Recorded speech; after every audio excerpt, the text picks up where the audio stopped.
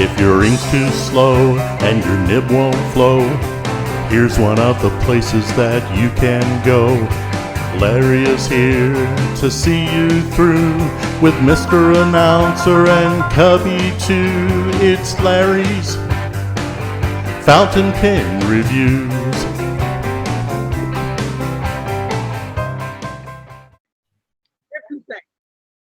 Different things.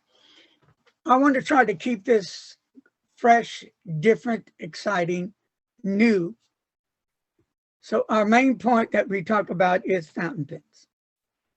Some people like ballpoints, rollerball, gel pens, mechanical pencils, number 2 pencils. So to be fair with everybody, I need to also bring all that in at different times. I am a definitely fountain pen user, but that doesn't mean I don't pick up a ballpoint pen or a rollerball pen or a pencil or whatever that's sitting there, but I'm 99% fountain pen, and I'm proud of it. But I have nothing against the others. So here's what's happening. I've got to change the date because there's another gentleman that wants to be on this one. I am bringing a friend of mine. I have him scheduled on the 15th of January. I'm not going to give the name, but he's a former New York Giants, Dallas Cowboy football player. So that should be highly interesting for anybody in sports. So with that said, we're going to talk about pens, right? Cool. Now, next, I'm going to bring that same gentleman over, and he's bringing a friend of his that's a referee in the football. So for your football freaks, you can ask all these kind of cool questions now of what actually happens behind the lines. So that's a little bit different. My next project I'm working on giveaways that I'm going to be buying and purchasing. So I have reached out to a few people. Now, Mike, did I reach out to you or not? Because you've been doing quite a few giveaways. Not recently about the new giveaways, but I'm sure you will. Okay, but you know what I try to do with Mike, I try to help him split the cost because I don't want to see Mike, carrying that full load on him. I don't think it's fair.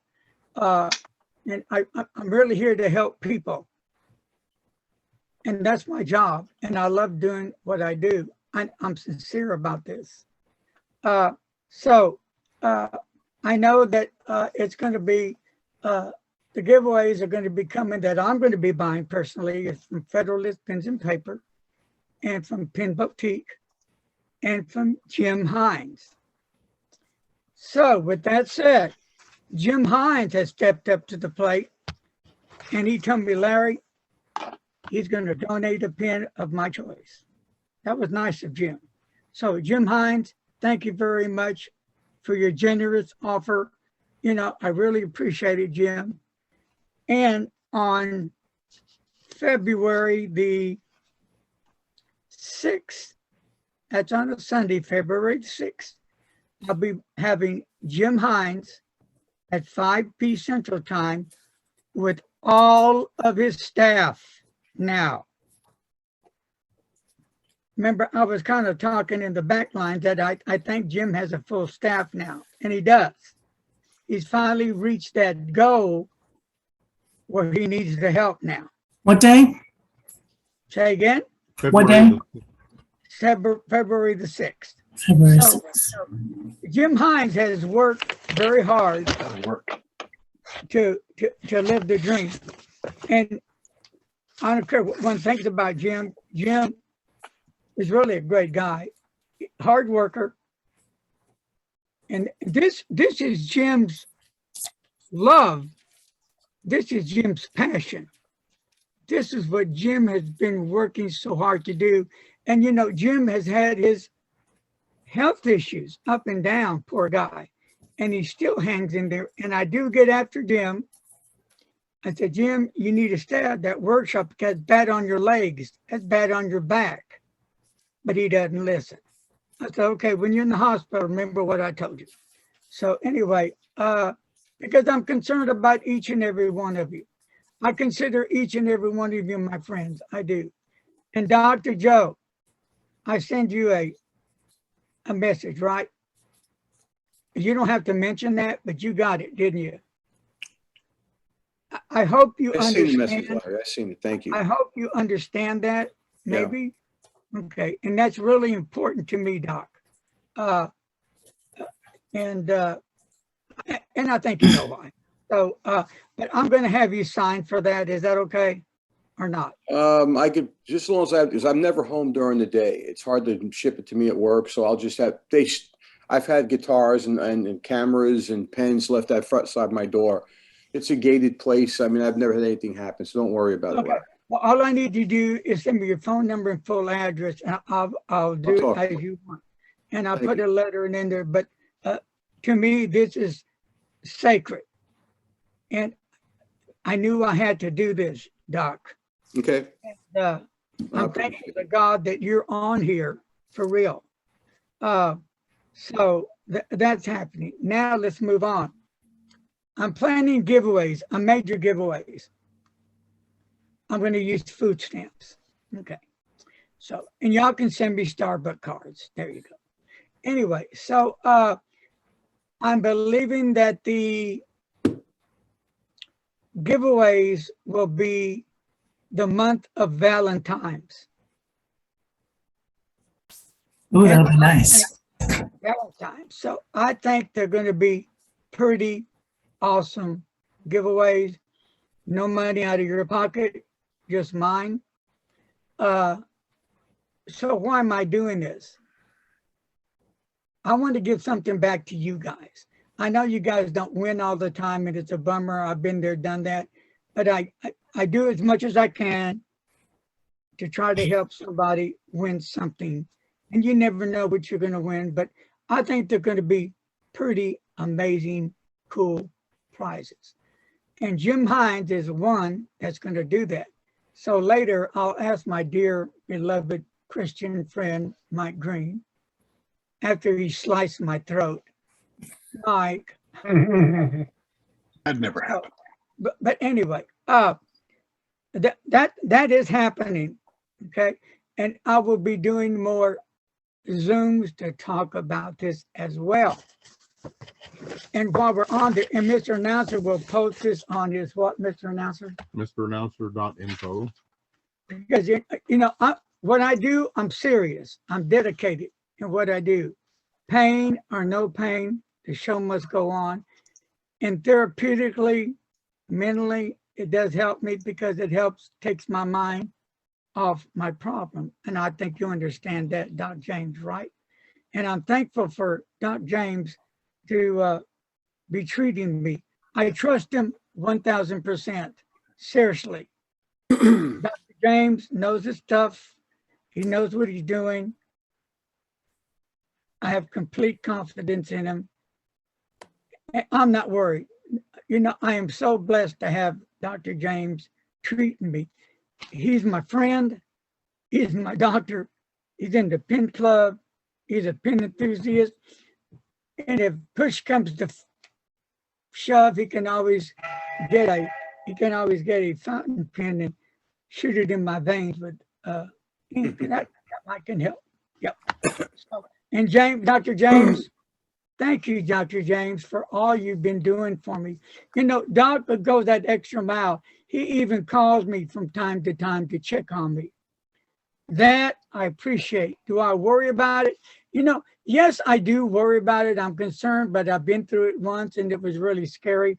So I'm trying to get off that negative. I'm trying to do my own things, think positive, keep busy, and do what I do.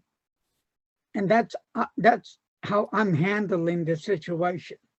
So with that said, a quick reminder of this month. First of all, I did speak with Mike Riggs. Poor guy. They're doing better, and then they take a downward toe and they feel bad. So I tell them, I say, take your time, you and your wife. We're in no rush here. When you're healthy, when you're ready, you can come back on. Pretty guy's pretty sick, up and down. He had 101.0 fever the other day. So, you know, when we do our prayer at the end of the session, we need to pray for our fellow brothers and sisters. To me, that's important. And I don't want to offend anybody that doesn't believe in prayer. I'm not knocking you. That's your thing. You know, if I could speak Muslim, if I could speak Hebrew, I would say they're not, but we just break it down to one language. Then on the 23rd, that's on a Sunday, we're going to have Diego, last name? Irigoyen. And he'll be on at 12 noon, and he's the left-handed writer. And then we're going to have on the 30th, on the Sunday, a Zoom with Salvatorian at 4 p. Central Time. And I've got some others lined up that I'm trying to lock in the dates. So this is going to be a blast. Now, Paul Bennett's already been done on the 2nd, so you can take that off your calendar. Michael Ward will be on the 18th on Zoom at 6:30 p. and that's on a Tuesday. So I want to thank you, Doc, for helping me get some of these great people on, because, you know, I want to cover fountain pens, okay? I want to cover calligraphy. I want to cover inks and paper. I really want to get to the heart of it, because there's a lot of people that are unaware of it. And with you guys' expertise, believe it or not, it helps a lot. And what we're doing, we are giving positive information to help people go to the next level. We all have different opinions and likes and dislikes, but I think this is a perfect place to help people. And that's what I like to do. So we got that down. I have, what was that gentleman's name? Do you remember, Joe, that I mentioned his name? Montoya. What was his name? What was it? What is it, Larry? He lives in California. Okay. Moto. You're talking about Masayama? The nibsmith? Him. Yeah, it could be Matsuyama. It's M-O-O-T. No, Madishaw. John Madishaw from nibs.com. Okay. Yeah. I'm working on both, Madishaw and Matsuyama. I'm working on both. Right now, it's not going the way I expected, but I'm still trying to get them on. So if I can, great. I'm going to also be trying to get Edison pens on. That's going to be a great one as well. So believe it or not, what I do all day long, I look up histories and try to find people. And there's a gentleman from Ireland I'm trying to bring on. There's a gentleman, another gentleman from Ireland. He's a blind pen maker that I'm trying to bring on as well. So I'm trying to bring in a little bit of everything. Now, back to the football. I'm sure we're going to have people that are going to complain, maybe be negative football. I think it's something different, something fresh, and something new. You know, why can't we have a sport every once in a while? Not all the time. Every once in a while, they kick in to break the monotony. And this gentleman's going to talk about how he associates his pens with football. So that should be interesting. Also, what else is going on? On the time factor, I'm usually good from 6 to 7 p because I have to take my medicine, take a cold shower, and sometimes I have to, Jake has to get me bags of ice that he puts in the bathtub that I have to lay on to actually freeze my body, which helps. Does it take away the pain completely? No, it doesn't, but it helps. So that's what I do at night. Of course, then I go to bed, watch Andy Griffin, and I eat ice cream there. So if you guys come up with any ideas or anyone you want to see special, email me at my Gmail address. Okay, it's really, really important to email me. You know, what I was thinking about, and I don't know if it'll come true, wouldn't it be cool if everybody could come to Dallas or Fort Worth and we could have a meeting at some hotel and have lunch and dinner and just talk about pens, inks, and paper and our journey into that world and share what we have. You know, I thought that would be pretty cool. Give some thought on it and check on it and let me see what your thoughts are. Is it expensive? I'm sure it is. There's nothing cheap. So I want to pick up the game. I am totally 100% in this.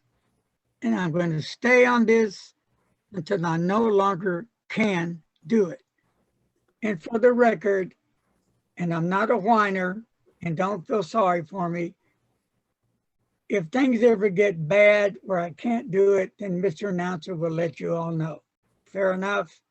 Okay. But remember this, if anything does happen to me, I had one hell of a ride. Yes, I did. Okay, so now why don't we get to what we're here for? We're going to have Dr. James and Dr. Joe, two wonderful people, love them both dearly. Great guys, they're just great. I love their personality, their love, and what they do. They do help people as well. They care about people. You can't beat that with a stick. So here's why I teamed these two giants together.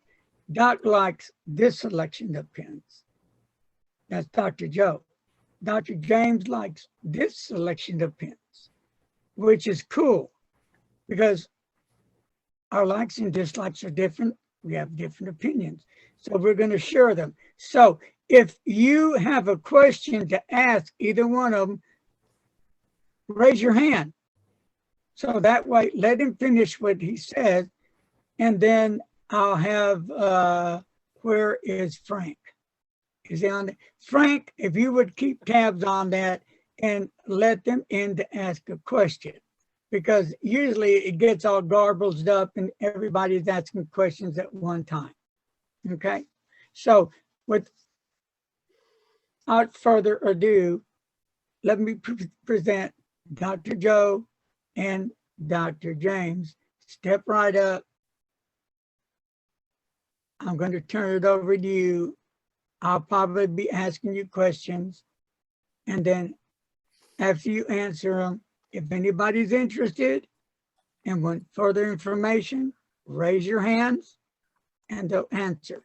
All right, so first man up is Dr. Joe with his beautiful haircut. Actually, if you want to let Dr. James go, people have heard me talk before. I've got some pictures I could show you and stuff, but I'll defer to Dr. James on this and go after he does, if you don't mind. Well, that's up to you both. Yeah, well, I can tell you a little bit about myself. I'm a dermatologist. I've been practicing for 42 years. I started collecting pens seriously when I was in high school. I was given a Parker 75 for a graduation present. And, but I had always enjoyed writing with fountain pens because that's what I learned to write with when I was in grade school. And I just never stopped. Now, when I was in medical training, I had to write with ballpoint pens because we had to fill out multi-part forms and other creations of the evil one. And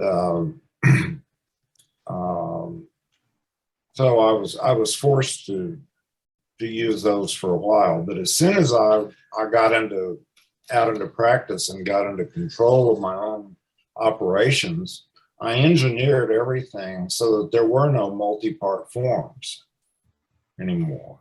Everything was single part, everything could be done with fountain pens. Now the evil one has conspired again against us, and now we have electronic medical records. And so I get very little opportunity at work to use my fountain pens. Basically, I get to sign my name or initial something. That's about it. Everything else is done on the computer. I guess you could call it a slight advantage. Many times I get sent the same form to sign 4 or 5 times. So I go ahead and do it because it's another chance to use one of my pens. But one of the considerations of this sort of work is that they give you this minute space to sign your name in. Very, very tiny. And so I tend to have always tended to use extra fine nibs. And of course, an extra fine nib from one company is another company's double broad. But for many years, I used a Waterman Letallon, which had a very wonderful extra fine nib. I used it for many, many long years. Unfortunately, those pens didn't hold up too terribly well in terms of reliability, so I don't use them much anymore, although I still enjoy writing with them. But a pen for me that fills the practical bill is one that will give me a nice narrow line. Won't fill up the empty spaces, and will just give me a nice, smooth, narrow line that I can write with. Now, I find as I get older, I'm 71 now, that my fine motor control is starting to drift. And I envied Dr. Joe a great deal because he obviously still has his, but I cannot write as smoothly as I used to. I won handwriting awards all through grade school, which tended to really tick the other kids off because I was left-handed. And they just could not see how that could be. But even though my handwriting is not what it used to be, and it is kind of frustrating, I still enjoy writing with my pens all the time. I don't do anything professional with it like Dr. Joe does, I find that I spend more time just admiring my pens and my inks and papers and things than I do writing with them, which is not like it used to be. I've got a question, Dr. James. When you were in school, did your teachers ever try and force you to write with your right hand? No. Good. No, I had a third grade teacher, and I've always been grateful to her because she recognized very quickly that I was a left-handed underwriter. So my handwriting was the mirror image of what people would call a normal right-handed. And so she just said, you just look at what the right-handed kids do and you just do the opposite. And it worked out perfectly. But no one ever tried to force me to do that. Now, there are a lot of things that I do right-handed. I cut with scissors right-handed. I throw right-handed. I swing a golf club right-handed. Anything I do with one hand, like eat or write with a fountain pen or swing a tennis racket, I do left-handed. This is called having your brain wiring mixed up. And especially if you can't do anything with both hands equally well. You either do it with, you know, one or the other, and it just is an instinctive thing. You go to do something and you use the hand that seems to work best for it. But no, I never went through that experience that a lot of people talk about, having people try to force them to write right-handed. My wife had that experience growing up in Greece. She was left-handed, but the teachers forced her to write right-handed. So, Doc, would you care to show some of your pen collection and talk a little bit about each one of your pens and what makes you bond with that pen so well? What makes you like that pen so well, or what makes you not like that pen as well as you thought you were going to?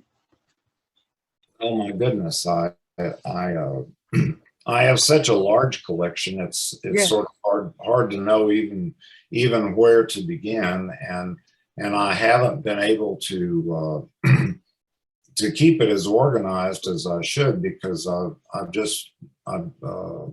been injured for the last year. In fact, just went through another surgery. I had a hip replacement last week, so I'm really not set up to demonstrate anything, but I will tell you about some of the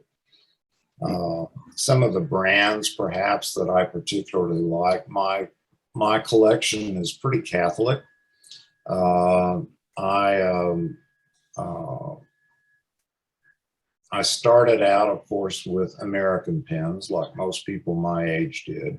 I loved Schaefer's.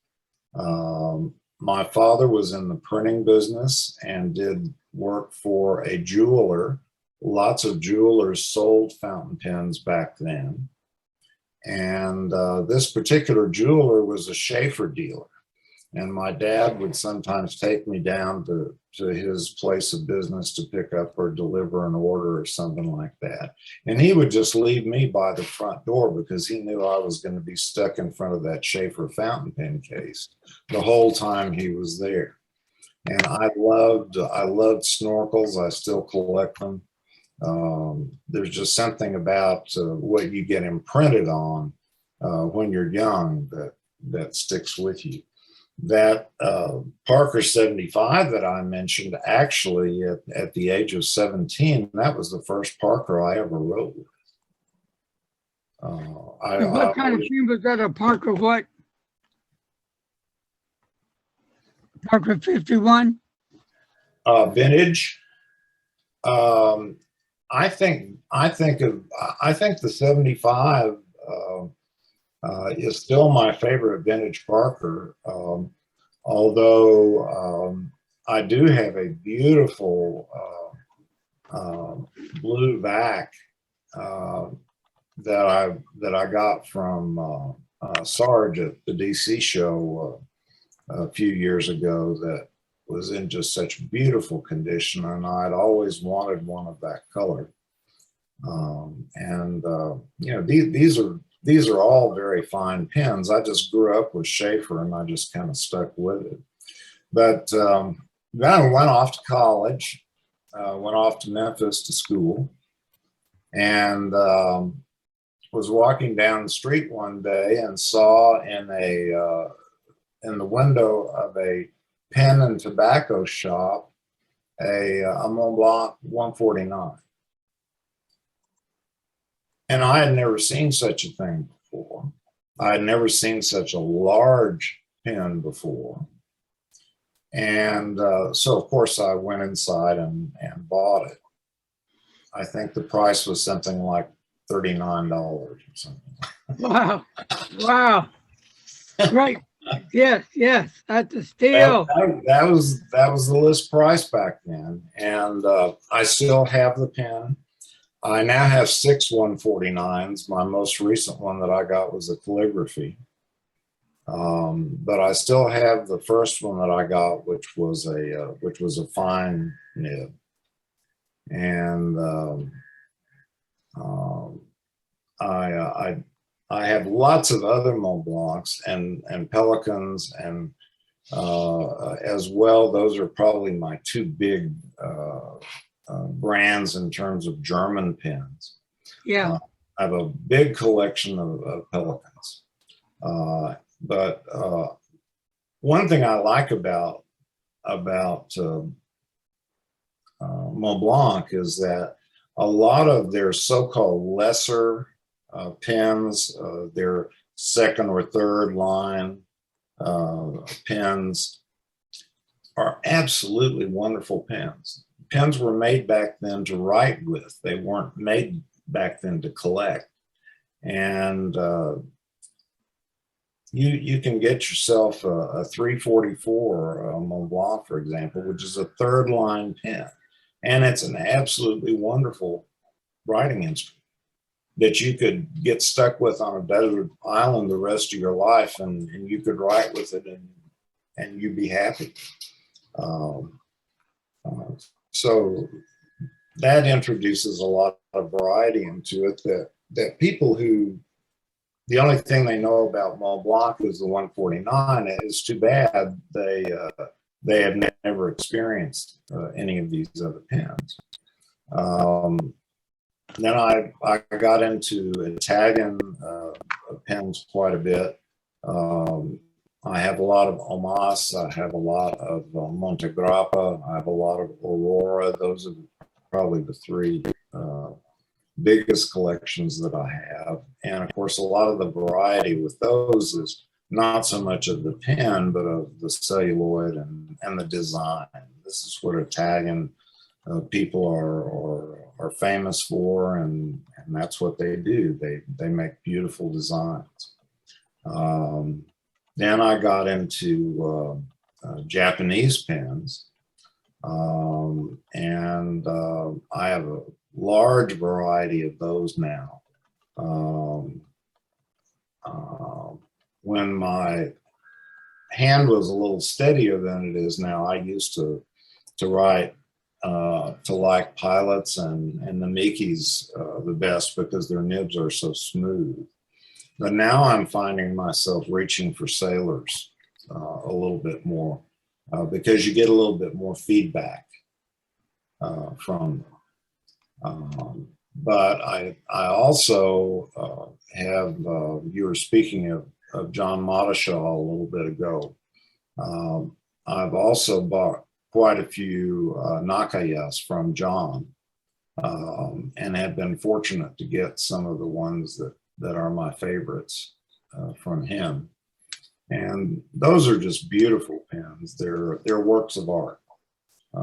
Not so much a practical writing instrument, but a real work of art. But there are also a huge number of practical writing instruments, and a lot of them are not terribly expensive. Their inks are incredible in terms of their quality and their variety. They've probably got more different kinds and colors of inks than anybody around. Well, I'm going to turn it over. Could you show us any of your pens? Well, let's see what I have right here. I don't have a few to show. I don't have anything out special, but let me show you this.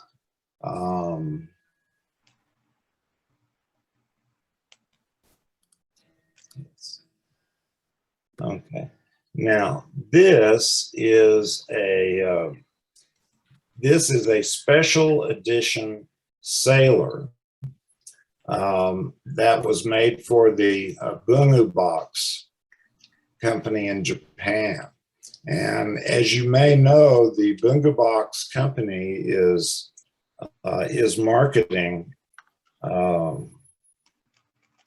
Trying to get this to focus on the pen and not my hand. the Bunga Box company is now marketing directly to U.S. customers, and if you get on their mailing list, you'll get offers from them. And I got one like this, and it has a real beautiful blue sparkly cap and barrel, and then it has a wonderful green section and top here, and the nib has a special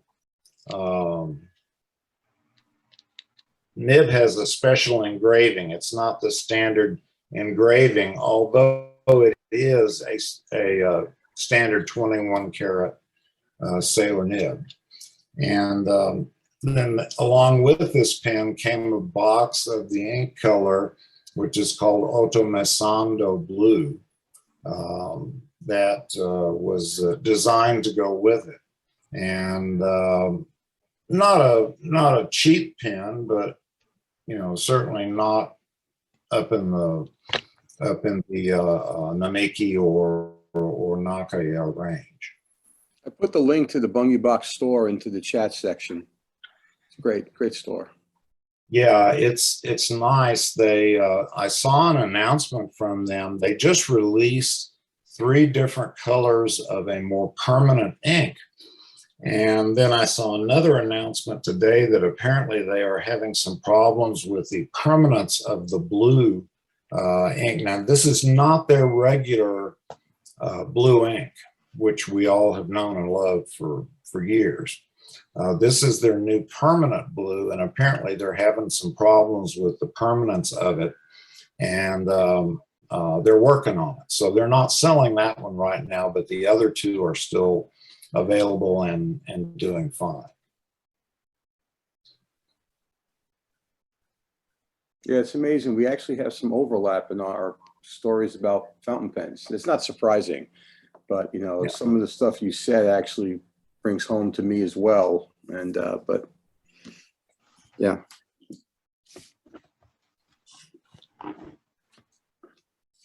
So I was wondering if each one of you guys can pull out some pens, show the pens, and talk about it a little bit, what you like about the pen.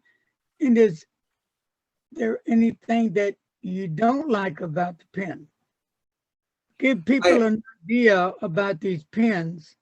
Larry, I actually have a presentation on this I've given to people before. If you want, I can show you some of the pens in my collection on that. It should show up pretty nicely on the screen. Let me just see if I can pull it up. That would be a start. So can you guys see this? Yes. Yes. Can you see the movement? Oh, sorry. Can you see the images go up and down? Like, can you see the 149s I have on there? 149. Okay. So this is a presentation I gave down the rabbit hole of fountain pen collecting. I put this first image on there, and Dr. James, comment whenever you need to. The reason why I put that image up there is it marks a shift in my thinking about collecting. This was an image that was made to, one of those things Larry talks about. People say, eat your heart out. There was a time at which I was very, very into collecting the Omas Arco celluloid pens to the point where it was almost like fanaticism. So this image represents a shot of my collection at one point in time. And just so you know, I think I mentioned this, I like photographing pens almost as much as I like using them. Not quite, but close. And so any image I post online is an image I've either owned or currently owned. I'm not doing it to make it, I have a large collection of pens, but it's just, I love photographing them. So I've seen a presentation online from Dr. Stephen Brown on determining whether or not you amass pens or you're collecting them for a specific reason. And that struck home to me. I mean, I got no problem with anybody who wants to collect thousands of pens. That's perfectly fine. But for me, it's all about the writing and the surface, the tip of that pen. So I've actually sold the majority of the pens you see on here, not because these were great pens, but as Dr. James said, I'm a fan of, very thin, fine tips. And I particularly like the Sailor 21 karat EF nibs. I've said that many times. So if we go down the line here, just like Dr. James, the 149, is my early love. That's what I seen when I was a teenager. I've mentioned that story a few times. And so I've collected many of these. The unfortunate thing is I don't have the original one I purchased when I was in dental school in Philadelphia. That was sent to Mont Blanc for repairs, and they couldn't find it, so they sent me a brand new one. But that one was West Germany, 14 karat gold nib. The first one I had, the one they sent me, is 18 karat gold. And not that I like one or the other, but the sentimental value was lost to me. And I think because of that, I'm not that attached to any pen I own unless it was a gift to me. So I'd sell anything. It's not like I got to have this and keep this for the rest of my life. So anyway, Leonardo, Dr. James, you have any Leonardo pens? Yes, I have a lot of them. I continue to amass these. One of my Christmas presents. Let's see. I'm still. My mind is still recovering from COVID and anesthesia. It's a grande, and it's. I'm trying to think of the name of the finish. It's a bright orange. One of Jonathan Brooks's. One of the primary manipulation. It's a primary manipulation, and it's an orange, bright orange finish. Just beautiful thing. Oh yeah, these are. I haven't even inked it up yet. But it's really, really pretty. I have.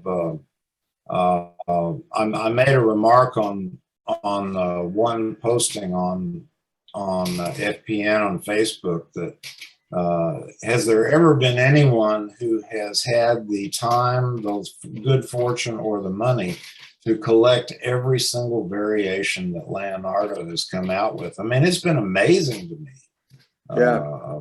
Ask Dave Burrows. Yeah, well, I mean, I can't wait till Sal comes on because I want to find out what size is his operation, because I've always considered them to be like a boutique. Does anybody know the answer? I mean, the way he throws pens out, it's just amazing. They're all high quality made pens. You know, these are really well produced pens. I've had some of his Arco-celluloid ones he made, but they're fabulous pens. So Leonardo is a very near and dear to my heart. It's one of my top 3 pens I ranked on Yost Applebaum's a little video clip I did. Dr. James, you mentioned Nakaya, and I said these are Japanese finds. I love their nibs. It's almost the same type. It's the same type of nib as the platinum nib, the 3776 pen. What you're seeing here represents another snapshot of my pens in time. I've sold some of these pens.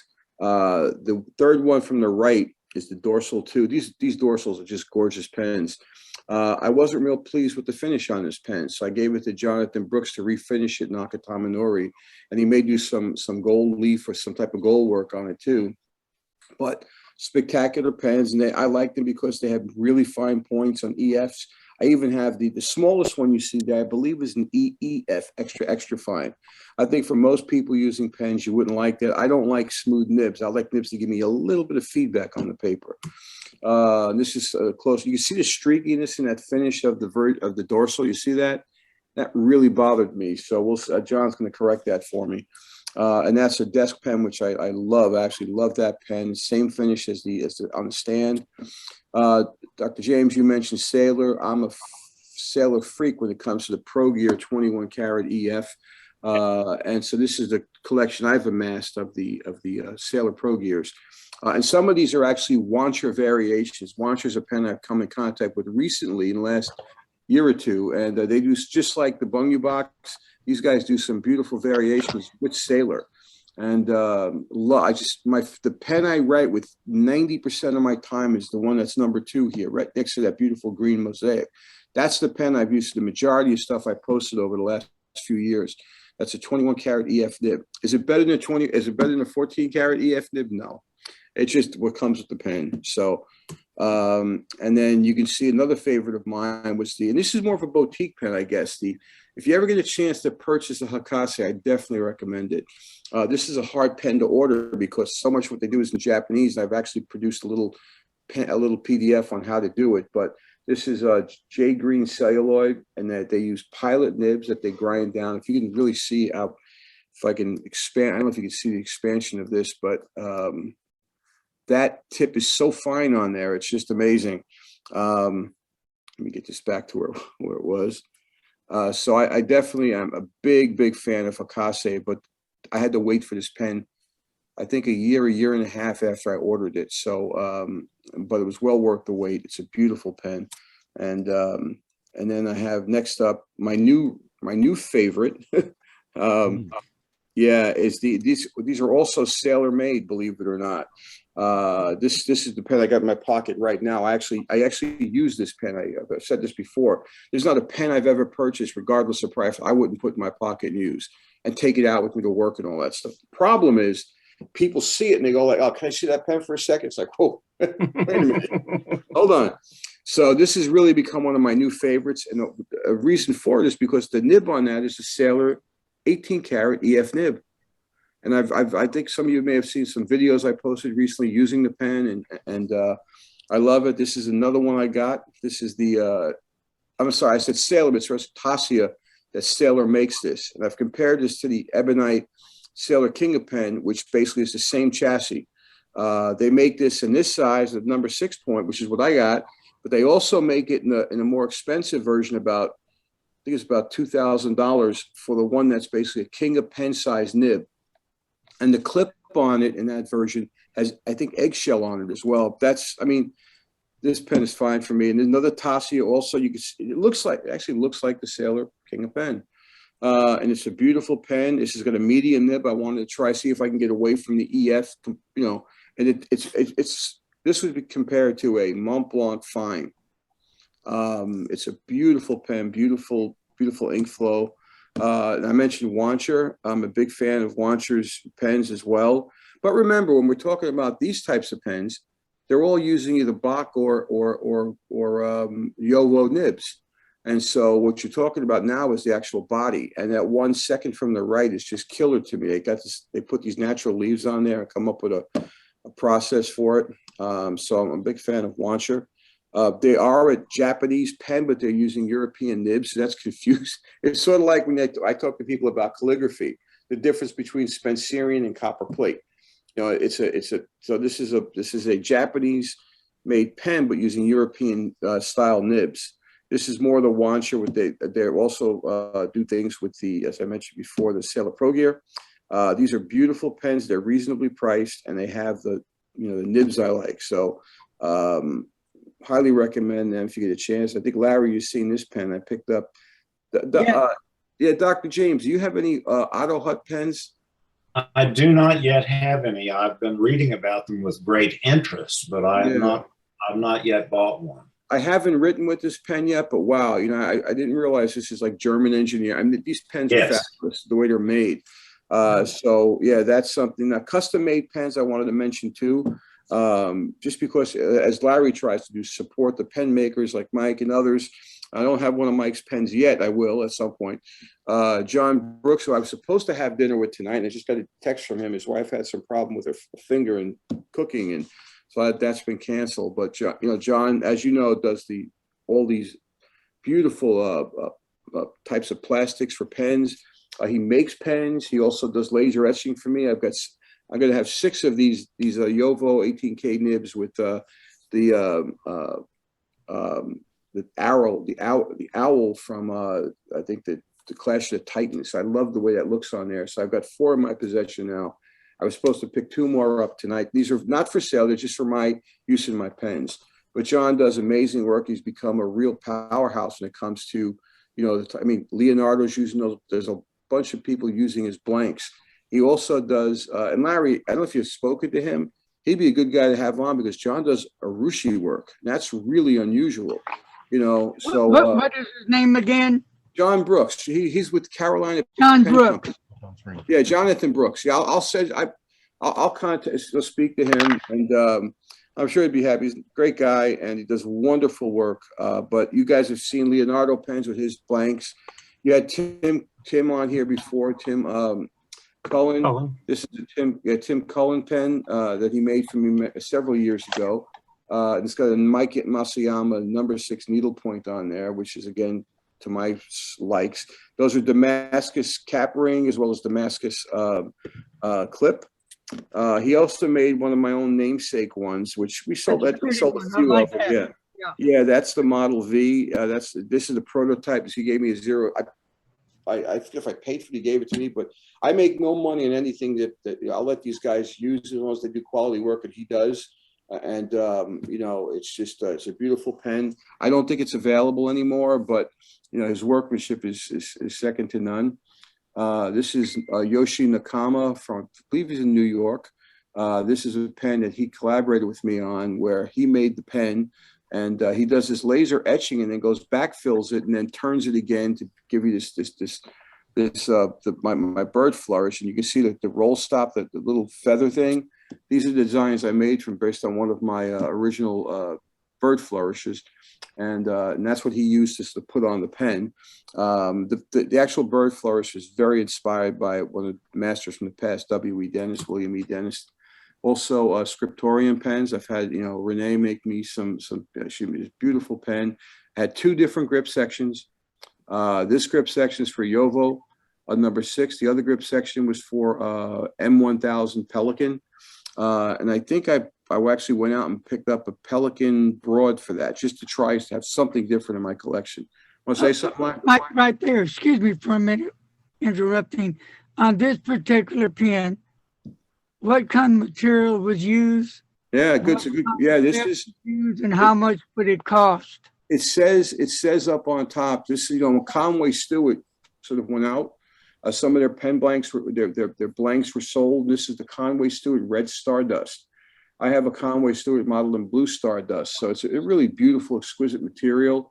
But I do have 2 grip sections with this, and there's also a sterling silver clip on here.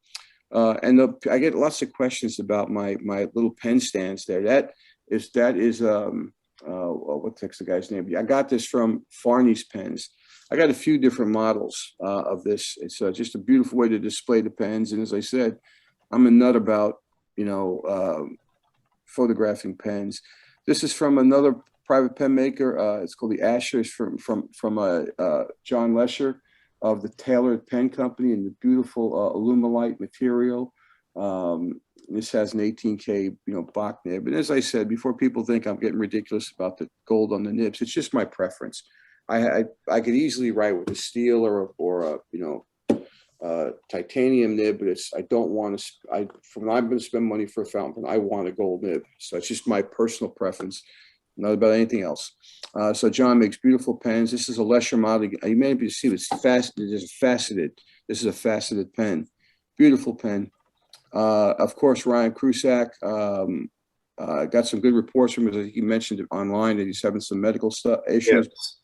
I think he's actually doing much better, right, Doc? Yes, he is. Yeah, you got to be careful when you read those X-rays, right? People would give you a differential diagnosis, and when they take, well, it could be this, it could be cancer, and the person's brain sticks on the one word. Exactly. You know? Exactly. So, luckily, as a dentist, I don't have to give that. I've referred people for lesions to be removed, but never had to give that kind of. That's one of the reasons I'm a dentist. But yeah. Ryan's he's going to be fine. Oh yeah. I thank God. He's a great pen maker, nice guy, and and you can see the Siberian tiger one that was hand painted by him, which is amazing. Yes. There's also the blue. I love lapis lazuli, and that the barrel on that third from the right is a lapis barrel. He also stone like that, which is pretty amazing. And then of course the last pen, that's ebony, but that's one of Jake Weidman's. And Larry, I'll speak to Jake if you want to try and get him on here. Jake is also a fountain pen guy. He goes to fountain pen shows, and but this is called the bird, the common wind, or something like that. But the little flourish I did was very simplistic. Jake's really a master at this. And so I love his pens. And one of the things Ryan does, his caps, they're all lined with some type of Delrin plastic. So it's not just wood against, it's really important. I think he's really worked that out. So I love these pens. I really, really do. You notice the one fourth from the left, it says, you know, if you can read this, it's 10 out of 60. That was a pen that was done for Fountain Pen Day, I believe, and a part of that proceeds goes towards Sean Newton's. He has a scholarship fund that I think he supplies. And I don't have one of Sean's pens on here. I do own one, or did own one. I forget what I used to do.